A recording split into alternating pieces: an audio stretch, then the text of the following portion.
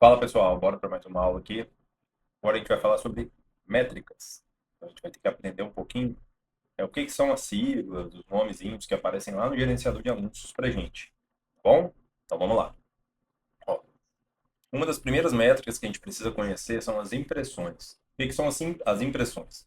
As impressões é como se fosse um jornal. Quantos jornais foram impressos e entregues para as pessoas? Então, quantas impressões, quantas vezes apareceu o seu anúncio, que é o que confunde para alcance. Alcance é para quantas pessoas apareceu o seu anúncio. Impressões é quantas vezes apareceu o seu anúncio. Por que é diferente aqui? Porque, às vezes, imprimiu, vamos botar 100 vezes, só que no alcance dessas 100, duas vezes apareceu para a mesma pessoa. Então, alcançou 98 pessoas. Então, é diferente, entendeu? Às vezes aparece mais de uma vez o seu anúncio para determinada pessoa e, e, e as impressões é quantas vezes no total apareceu, independente de ter repetido ou não. E aqui é para quantas pessoas. E essa proporção é sempre medida através da frequência, que a frequência normalmente aqui vai estar em 1,05, 1,02, que é quantas vezes aparece o seu anúncio em determinado período para a pessoa.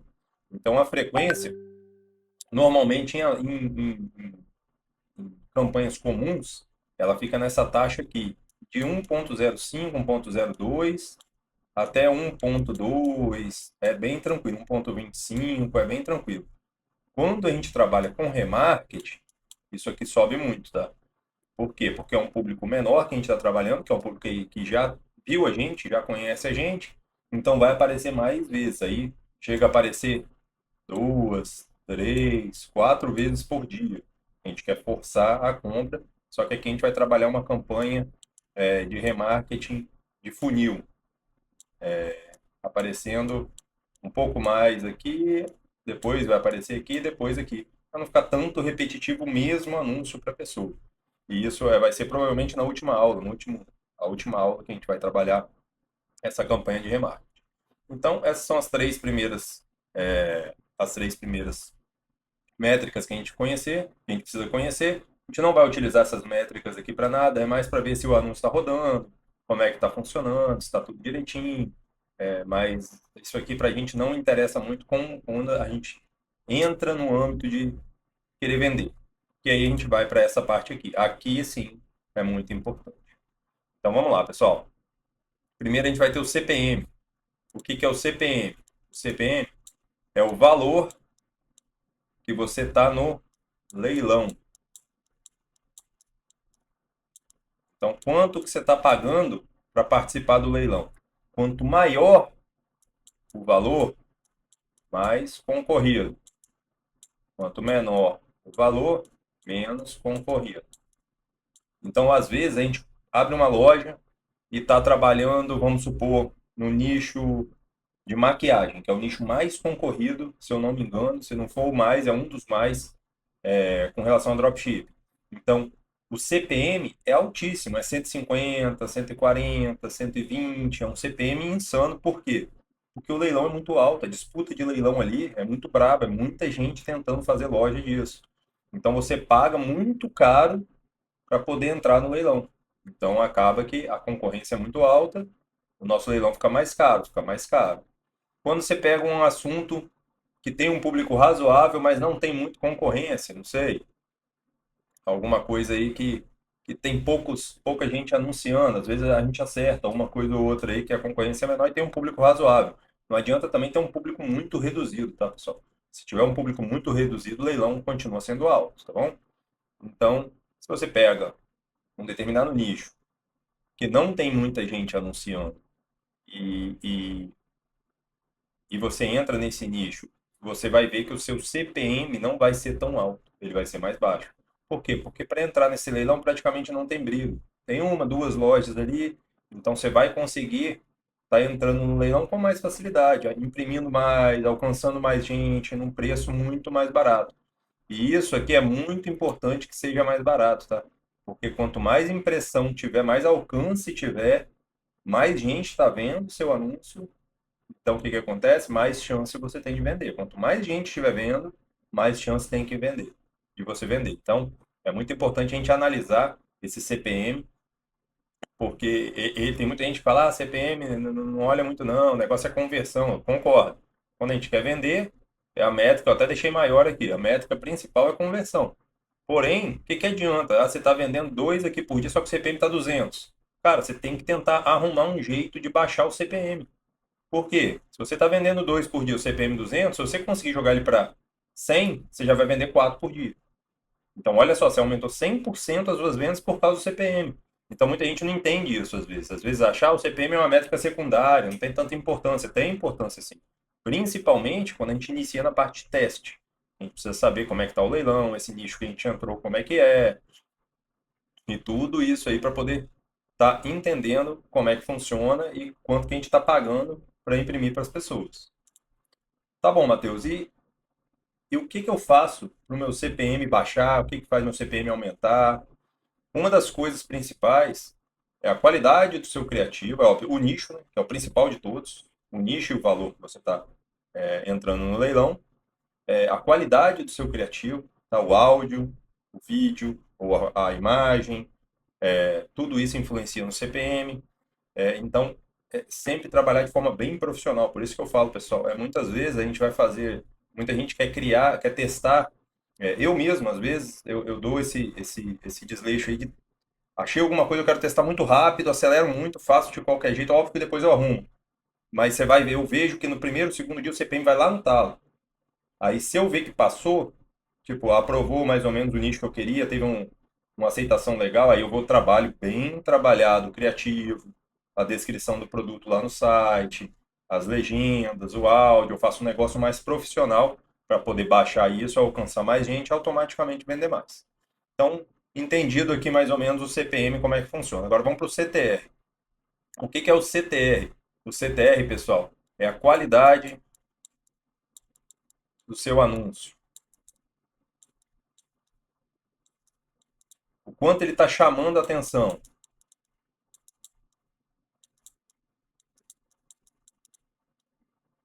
Então, quanto que o seu anúncio está chamando a atenção? A qualidade dele tá boa? Ele é um anúncio que está travando a atenção das pessoas? Às vezes a qualidade nem está tão boa, só que você elaborou um anúncio tão bom, a qualidade envolve mais até o CPM, tá? O CTR é a criação do seu anúncio, a estratégia que você criou. E muita gente também confunde isso aqui. Às vezes acha que vou melhorar muito a qualidade do meu anúncio, o CTR vai baixar. Nem sempre. Porque você pode melhorar muito a qualidade, só que o seu vídeo é um vídeo morto. É um vídeo que não significa muita coisa, que passa morto ali, que meio que despercebido. Então, seu CTR vai ficar bem baixo, bem baixo. Então, o ideal aqui é quanto mais alto o CTR, melhor é o seu anúncio. Mais ele está chamando a atenção. Mas nem sempre também, pessoal, deixar claro que um CTR muito alto quer dizer que você vai vender muito. Você tem que aprender aquelas aulas lá de trás que a gente conversou. O quê? É fazer um anúncio que seja muito chamativo, que trave muita atenção e que te jogue o seu cliente lá para a página de vendas. Porque não adianta você ter um CTR de 8, 9, 10, chamando a atenção para caramba, só que ninguém está clicando. A gente vai entrar aqui a próxima métrica aqui, ó. Se ninguém está clicando e entrando na sua loja, não adianta você ter um CTR muito alto. Eu mesmo já criei criativos que o CTR era 7, 6, que é um CTR muito alto. Tá? Vocês vão ver que a média de CTR é 1, 2, 2,5. Quando você pega um CTR bem legal, você faz um criativo bem chamativo, bate 3, 4. Eu já fiz CTR de 8, 8, 7,5, 8.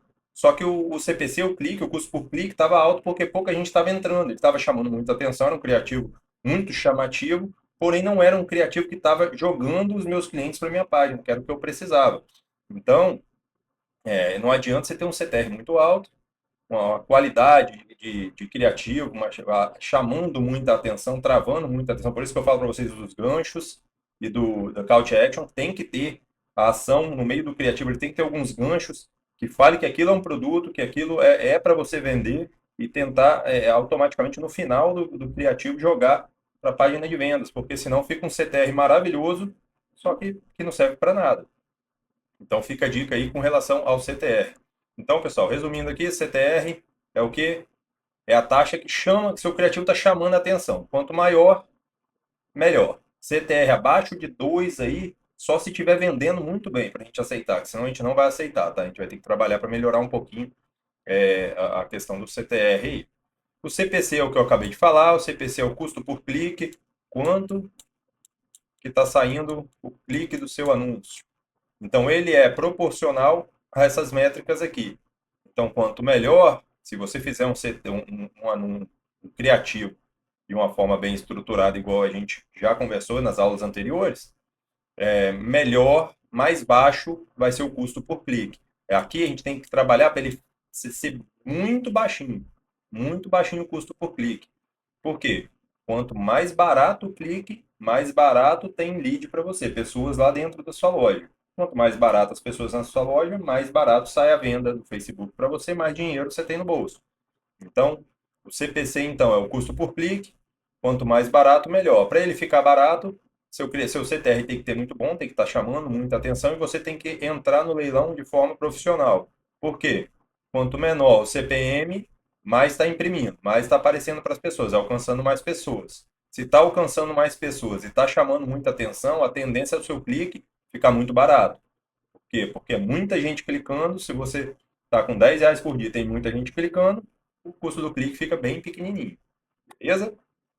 Só lembrando, essas métricas aqui, pessoal, elas são analisadas através da Shopify, tá? Que aparece lá no Facebook, é através do pixel instalado na Shopify. E até o adição ao carrinho também. O adição ao carrinho é uma métrica que a gente tem que quando o cliente viu lá o seu produto e colocou no carrinho. O carrinho com as rodas murchas aqui. Beleza? Então o cliente colocou o produto no carrinho,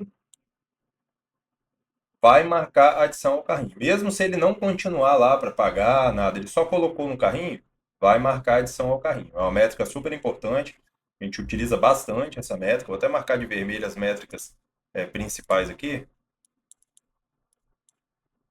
porque é uma métrica que a gente usa muito no remarketing, tá? Quem colocou no carrinho já é um potencial cliente de compra, um cliente que tem interesse no seu produto. Então é bem interessante você estar guardando esses dados, né? E depois a gente criando um público personalizado, um público de remarketing, para poder estar trabalhando isso aqui. E a gente vem para as três principais métricas que a gente vai analisar, tá, pessoal? Quem trabalha com drop, as três principais métricas. Pessoal, eu estou falando de algumas métricas aqui. Óbvio que tem métricas muito mais, vou falar, mais detalhadas, como quantos por cento os clientes assistiram o seu vídeo, a taxa de retorno com relação a clique, tem várias outras métricas, só que para quem está começando, que é o intuito que a gente está trabalhando aqui, não vale a pena tocar nisso porque vai confundir muito a cabeça de vocês. Então, quando as lojas já estiverem engrenadas, a gente vai ter uma aula super detalhada de métricas mais avançadas. Mas, inicialmente, as principais são essas daqui. Não adianta eu passar para vocês outras métricas. Então, aí, saindo do carrinho, se ele clicar lá no carrinho para iniciar a finalização de compra, ele vai cair para essa métrica aqui, que é o iniciar a finalização de compra. Métrica super importante, que é onde ele começa a preencher os dados dele. Ele clicou daqui para cá, vai marcar essa métrica. Se ele não botar nenhum dado, não passa para de cá. Só vem até aqui, ele passou do carrinho para iniciou a finalização da compra, porém ele não preencheu. Pode ser por N motivos. De repente não se sentiu confortável no momento, de repente o seu checkout para incluir informação de pagamento não está muito bem feito, pode ser que chamaram a atenção dele, alguém chamou, ligou, tocou o telefone. Isso aí a gente já conversou. Existem N fatores que atrapalham uma venda, por isso que tudo tem que ser bem objetivo, bem claro, para os clientes não perder muito tempo ali, porque esses fatores acontecem com frequência, tá, pessoal? Às vezes a pessoa está com o celular lá para comprar, aí, pô, clicou, pronto, iniciou a finalização de compra, na hora que ela começou a preencher os dados dela, o filho vai e chama, mãe, me ajuda aqui, tô com fome. Ela larga o celular, acabou, provavelmente perdeu a venda. Por quê? Porque o nosso público é um público de emoção, é do momento, ele quer comprar ali, ó. Na hora que passou na frente dele, ele clica e vai comprar. Então isso acontece e é normal acontecer também. Então, inicializar a finalização de compra é uma métrica importante, porque a pessoa já passou do carrinho para cá, inclusão de informação de pagamento, aqui ela já colocou os dados dela, já preencheu os dados dela, isso aqui é muito bom para a gente pegar com relação a fazer o contato no X1, depois, se a pessoa não finalizou, porque você vai ter os dados dela, então você consegue entrar em contato com ela, que são os carrinhos abandonados, e está tentando converter através de mensagem, de WhatsApp, de e-mail, seja da forma que você queira. Então, são dados muito importantes, tá? Ficam guardados e a gente não pode perder. Se a pessoa não chegou na hora da conversão, não chegou a converter, a comprar, é um dado muito importante e que a gente tem que tratar com muito carinho e não pode deixar passar, tá? Muita gente só fica querendo vender, vender e esquece de tentar entrar em contato com os carrinhos abandonados, com as pessoas que chegaram até a fase final, só que não clicaram no botão de concluir. Então, fica a dica aí com relação a isso. E a métrica principal, ela é superior a todas, independente de tudo isso aqui. Se isso aqui estiver bem, nada que importa para gente, que é a conversão. Quantas conversões teve?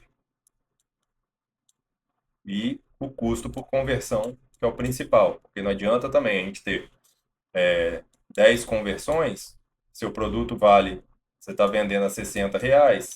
Se você teve 10 conversões, porém, cada conversão saiu a 80, saiu mais caro do que até o produto vale. Então, obviamente que de início é normal isso acontecer, não ter venda ou ter vendas mais caras do que o produto vale até você ficar no prejuízo, até a gente estar melhorando os nossos dados todos, para isso aqui estar baixando. Então, a conversão é a principal métrica, obviamente é ela que vai mostrar para a gente o caminho, tá? Porém, no início, todas essas métricas aqui são importantes. Se não saiu essa, vamos analisar as 6 de cima. Não saiu essas duas, nós vamos analisar as 5 de cima. Não saiu as 3 aqui, só teve até carrinho, nós vamos analisar as 4 de cima e ver se realmente compensa ou não continuar, tá bom? Então aí a conversão então é a compra, e a compra não tem jeito para quem quer vender, óbvio que é a métrica mais importante, ela supera qualquer outra, independente, você pode estar com um custo por clique de 5, mas se você está tendo lucro aqui, não me interessa o custo por clique. A inclusão de informação de pagamento teve quase nenhuma, não me interessa se está dando lucro aqui essa parte de cima. Então é isso que a gente tem que entender. Ela é a principal e isso aí é fundamental a gente entender, porque é o que vai botar o dinheiro no nosso bolso e é o que vai fazer a gente ganhar muita grana. Beleza, pessoal? Passei aí mais ou menos uma explicação sobre cada métrica. É uma explicação bem básica, no linguajar bem tranquilo para vocês entenderem. Não vou usar muita coisa, muito linguajar técnico, tá, pessoal? Porque vocês estão começando agora, então são aulas de uma forma mais tranquila. Caso alguém que esteja fazendo a aula tenha um pouquinho mais de experiência, queira conversar, a gente conversa também sobre uns assuntos mais avançados, mas aqui é mais para as pessoas entenderem como funciona de uma forma bem simples de explicar. Beleza? E vamos para a próxima aula.